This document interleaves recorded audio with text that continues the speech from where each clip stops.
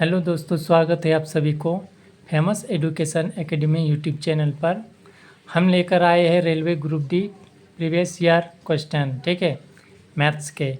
जो भी पिछले वर्ष यानी 2018 में पूछे गए थे मैथ्स के प्रश्न, वो हम लेकर आए हैं, ठीक है। तो आने वाले एग्ज़ाम में जो ग्रुप डी का एग्ज़ाम है 17 नवंबर से, इसी से ऐसे ही प्रश्न आएंगे, ठीक है, बिल्कुल ऐसे ही प्रश्न आएंगे। तो जो भी चैनल पे नए हैं चैनल को सब्सक्राइब कर लीजिए, ताकि जब भी हम इस तरह का वीडियो लेकर आएंगे सबसे पहले नोटिफिकेशन आपके पास चला जाएगा, ठीक है।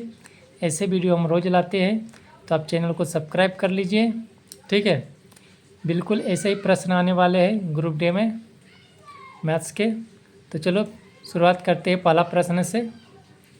जैसे कि पहला प्रश्न में कहा गया है कि 550 मीटर और 650 मीटर की लंबाई वाली दो ट्रेन क्रमशः 68 किलोमीटर प्रति घंटा और 40 किलोमीटर प्रति घंटे की चाल से विपरीत दिशा में एक दूसरे के समांतर चल रही है, तो कितने समय में वे एक दूसरे को पार करेगी।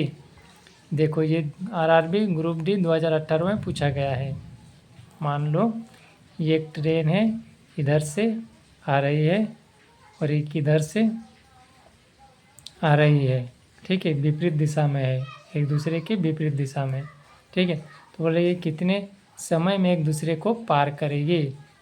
तो देखो, एक 550 मीटर ट्रेन की लंबाई है, एक 650 मीटर, ठीक है। एक की स्पीड है 68 किलोमीटर प्रति घंटा और दूसरे की स्पीड है 40 किलोमीटर प्रति घंटा, ठीक है। ये 550 लिख लो मीटर और इसकी स्पीड है 68 किलोमीटर प्रति घंटा।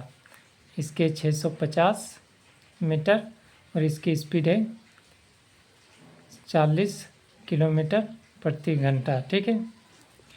तो कितने समय में एक दूसरे को पार करेगी, समय पूछा गया है। तो समय बराबर क्या होता है, समय बराबर होता है दूरी बटे चाल, ठीक है, दूरी बटे चाल। तो दूरी कितना है 550। जब भी विपरीत दिशा में रहता है तो क्या दूरी जुड़ जाता है, ठीक है। तो दूरी को हम जोड़ देंगे, 550 प्लस 650, ठीक है, जुड़ गया। तो 550 और 650 जुड़ गया, ठीक है, दोनों को जोड़ दिए। और चाल दे रखा है 40 किलोमीटर प्रति घंटा और 68 किलोमीटर प्रति घंटा, ठीक है। तो 1 घंटा में है, जबकि दूरी जो है मीटर में है, तो हमें इसको भी मीटर पर सेकंड में करना होगा, चाल को मीटर पर सेकंड में करना होगा, ठीक है। तो चाल जो है मीटर पर सेकंड में करेंगे, तो जब भी विपरीत दिशा में हो तो चाल भी जुड़ जाएगा, ठीक है। तो चाल कितना है 40 है प्लस 68, दोनों को जोड़ेंगे तो कितना आएगा 8 और 4 12, 128, 128 आया। तो 128 को मीटर पर सेकंड में बदलेंगे तो 5/18 से मल्टीप्लाई करेंगे, तो ये 18 से भाग चला जाएगा, 108 है, ठीक है, 108, 108 आएगा, 108, ठीक, 108 आया। तो 18 से 108 भाग आसानी से चला जाएगा, 18 छो 108, ऊपर में बचा 5, 6 5 30, ठीक है। तो ये आ जाएगा 30 मीटर पर सेकेंड। चाल कितना आ गया 30 मीटर पर सेकेंड, ठीक है। तो हम चाल को यहाँ पर लिख देंगे, ठीक है। अब बराबर दोनों को जोड़ेंगे, दोनों दूरी को 600 500 1100 यानी 1200 आ जाएगा। और नीचे में चाल 30, ठीक है, 1 0 कटा, 3 4 12 यानी 40 से कट गया। तो जो समय आया वो 40 सेकेंड आया, ठीक है, 40 सेकेंड। 40 सेकेंड में दोनों ट्रेन एक दूसरे पे पार करेगी, ठीक है। यही प्रश्न का आंसर हुआ। तो अगले प्रश्न की ओर चलते हैं। अगला प्रश्न में कहा गया है कि एक विक्रेता 470 रुपये में 11 वस्तुएं खरीदता है और 940 रुपये में 20 वस्तुएं बेचता है, तो विक्रेता द्वारा अर्जित प्रतिशत लाभ ज्ञात कीजिए, ठीक है। ये भी आरआरबी ग्रुप डी 2018 में पूछा गया है, ठीक है। मान ले 470 रुपये में 11 वस्तुएं खरीदता है। 470 रुपये में 11 वस्तु खरीदता है, तो एक वस्तु का दाम कितना होगा? एक वस्तु का हो जाएगा 470/11 को हम भाग देंगे तो एक वस्तु का दाम निकलेगा। ठीक है, बराबर। फिर बोल रहे हैं 940 रुपये में 20 वस्तुएं बेचता है, तो एक वस्तु का विक्रय मूल्य कितना होगा? ठीक है, एक वस्तु का विक्रय मूल्य निकालेंगे तो हो जाएगा 940 में 20 से डिवाइड कर देंगे तो एक वस्तु का विक्रय मूल्य निकल जाएगा। ठीक है, ये हुआ क्रय मूल्य, इसको सीपी यानी क्रय मूल्य। ठीक है, क्रय मूल्य। ये हुआ विक्रय मूल्य यानी एसपी, सेलिंग प्राइस। ठीक है, देखो 470 रुपये में 11 वस्तुएं खरीदता है, तो एक वस्तु का दाम निकालेंगे तो 470/11। 940 रुपये में 20 वस्तुएं बेचता है, तो एक वस्तु का विक्रय मूल्य क्या होगा? 940 को 20 से भाग देंगे। ठीक है, तो देखो ये आपस में कट रहा है तो काट देना चाहिए। ठीक है, 1 0 1 0 कट गया। अब यहाँ से देखते हैं, यहाँ से कटेगा 47 दूना 94, ये कट गया। 47 दूना 94 कट गया 2 से। अब ये 2 से 10 से कटेगा, 2 10 से 20। ठीक है, तो क्या बचा? 11 बराबर 10 बचा। तो प्रतिशत बोला है। ठीक है, प्रतिशत बोला गया है, कितना तो प्रतिशत लाभ क्या होगा? ये 10 निकल के आया ना, यही होगा 10% लाभ। ठीक है, तो अगले प्रश्न की ओर चलते हैं। अगला प्रश्न में कहा गया है कि चक्रवृद्धि ब्याज पर कोई धनराशि 3 वर्ष में स्वयं की दुगुनी हो जाती है, तो समान ब्याज दर पर धनराशि स्वयं का 8 गुना होने में कितना वर्ष लगेगा? ठीक है, देखो मान ले कोई चक्रवृद्धि ब्याज धनराशि है, 3 वर्ष में स्वयं की 2 गुनी हो जाती है। तो मान लीजिए मूलधन 1 रुपया है, 1 रुपया है, तो वो जब स्वयं को दुगुनी हो जाती है, वो दुगुनी हो जाती है। ठीक है, 1 रुपया स्वयं की 2 गुनी हो जाती है, 2 हो जाती है। ठीक है, तो समान ब्याज दर पर धनराशि स्वयं का 8 गुना होने में कितना वर्ष लगेगा? 8 गुना, 8 गुना होने में कितना वर्ष लगेगा? मतलब ये 2 हुआ, फिर 2 से यहाँ तक जाएगा 4, 2 दूनी 4, फिर 4 से 4 का डबल यानी 8। ठीक है, 2 का डबल 4, 4 का डबल 8, जब तक 8 ना आए हम लोग ऐसे करते रहेंगे। 2 का डबल 4, 4 का डबल 8, तो 8 आ गया यहाँ तक। देखो यहाँ से यहाँ तक 3 वर्ष, फिर यहाँ से यहाँ तक 3 वर्ष, और फिर यहाँ से यहाँ तक 3 वर्ष। ठीक है, तो टोटल कितना वर्ष? 3 वर्ष 3 वर्ष 3 वर्ष, यानी 3 3 6 3 9 वर्ष, यानी 9 वर्ष लगेगा 8 गुना होने में। ठीक है, यही प्रश्न का आंसर होगा।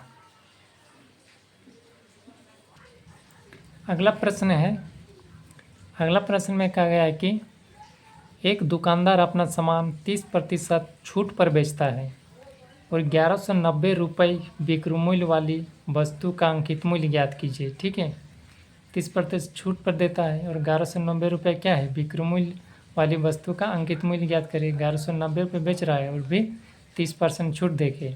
ठीक है, तो आरआरबी ग्रुप डी, ये भी 2018 में पूछा गया है। देखो इसको सॉल्व करते हैं। जो छूट किस पर दिया जाता है?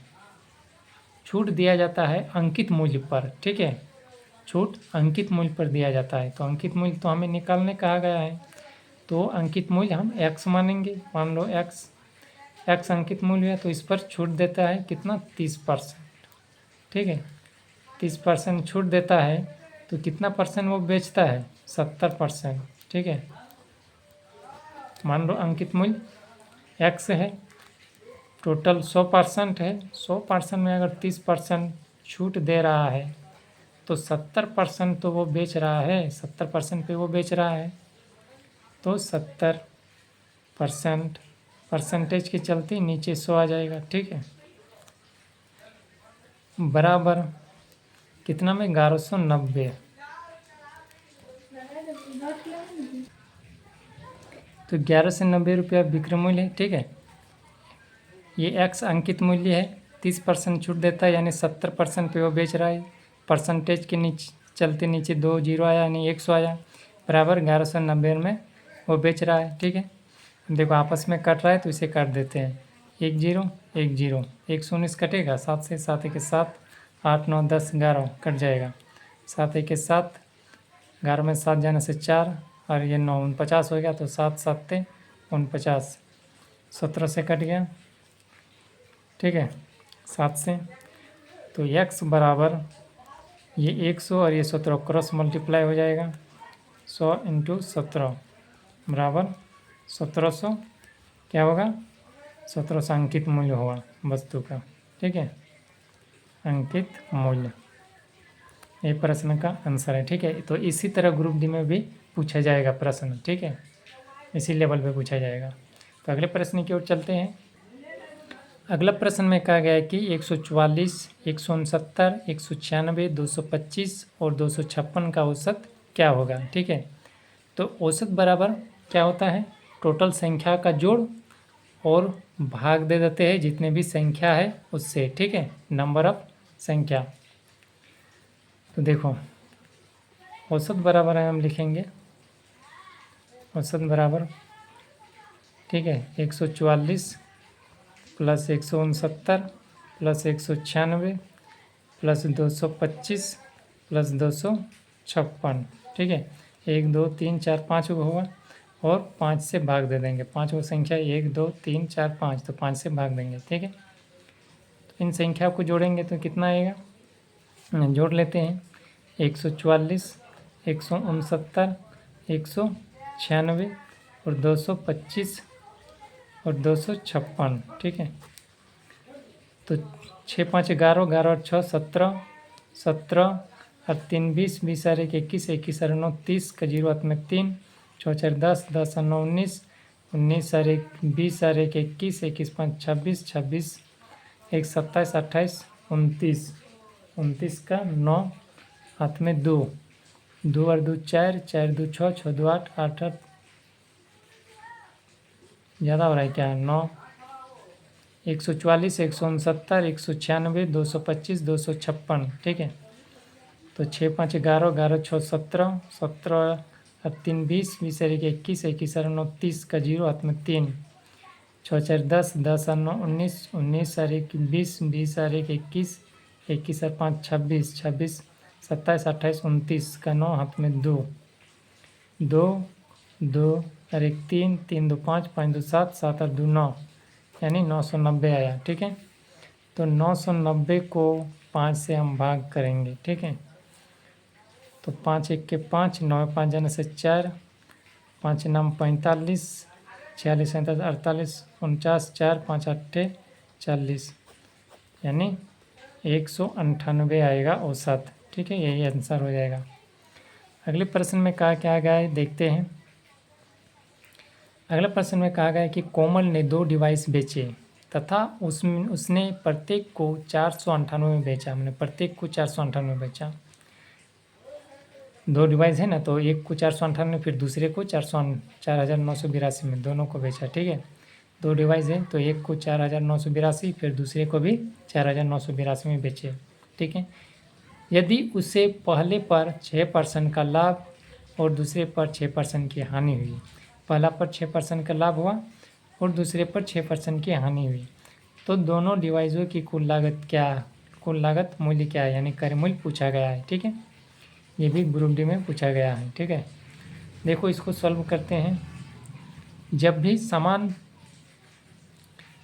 समान विक्रय मूल्य हो, ठीक है, और समान प्रतिशत हो, जैसे 6% का लाभ, यहाँ पे भी 6% की हानि, तो इस पर देखो इस तरह प्रश्न को 6 × 6 कर दो और डिवाइड 100 कर दो, बराबर 36/100 यानी 3.6% की हानि होती है। ठीक है, हानि एकदम फिक्स हानि हो रही है।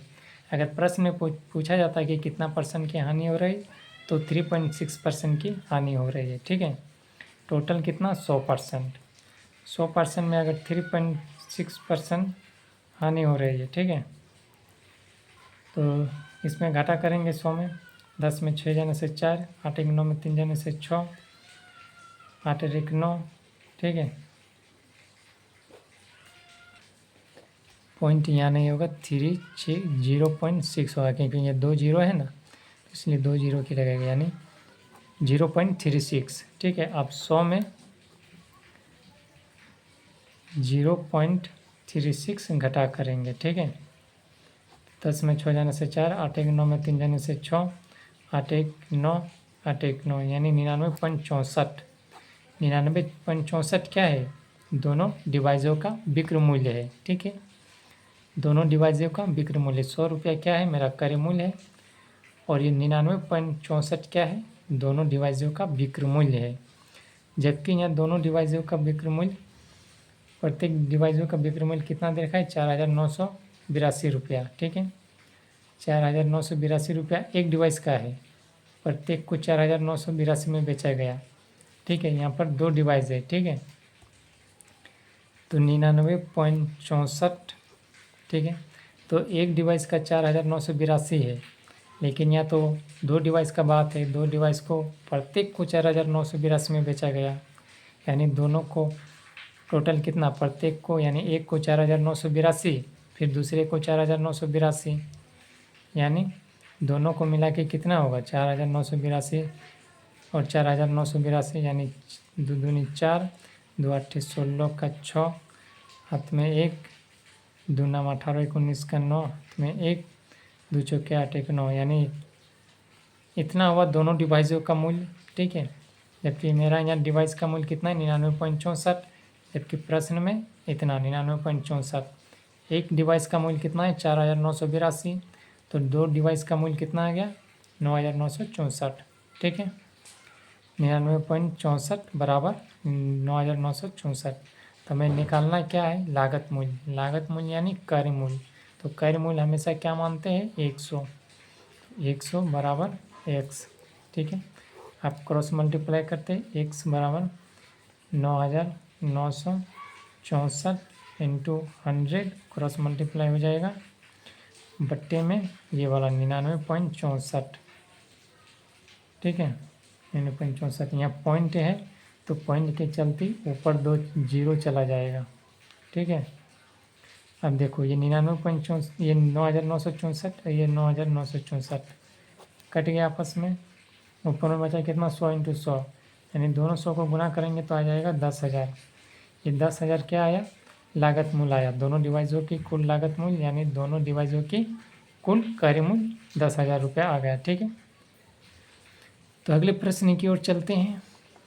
अगला प्रश्न में कहा गया है कि यदि 10,400 को पी क्यू और आर के बीच में 1/2 अनुपात 1/5 अनुपात 1/6 के अनुपात में 3 हिस्सों में बांटा गया तो पी का हिस्सा क्या है? ठीक है, तो देखो सबसे पहले अनुपात को हम लोग रेशो में निकाल लेते हैं। अनुपात को अच्छी तरह 1/2 है, 1/5 है, अनुपात 1/6 है। तो इन सभी का एलसीएम क्या आएगा?